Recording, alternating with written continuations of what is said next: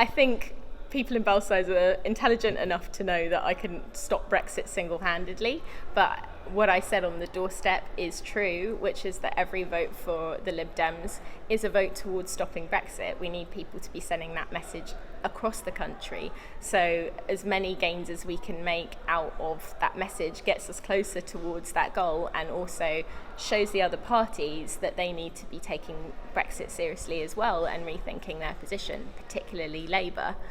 However, I don't think I got elected on Brexit alone, because otherwise we would have many more Liberal Democrat councillors today, and we did well in the local elections, but we didn't have sweeping gains everywhere, including in Camden.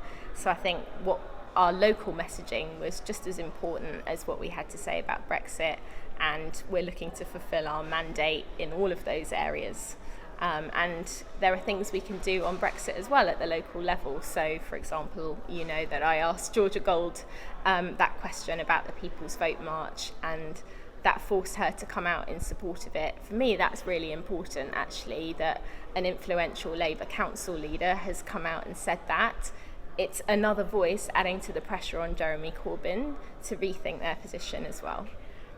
Brexit may be something that's uniting people at the moment, but it speaks to a broader set of values that I think a lot of people agree with, and we have policies in other areas that speak to those values as well that will take us beyond Brexit. And that has been part of what we've been talking about at this conference as well, is what are the other messages we're going to talk about once that time has passed. Inevitably, if Brexit does happen, part of our commitment will be to rejoin the EU as soon as possible, but it's probably not going to be front and centre of our message. But it has to be for as long as there's still time to save us from this disaster.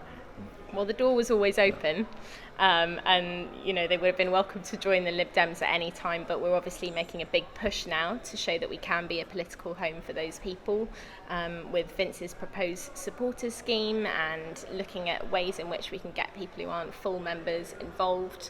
I think that's a positive thing for the party, and it also means that, you know, I can understand that if you've voted for another party for years and years and you feel like that's part of your identity, that you're not going to suddenly wake up one morning and decide you're a Lib Dem.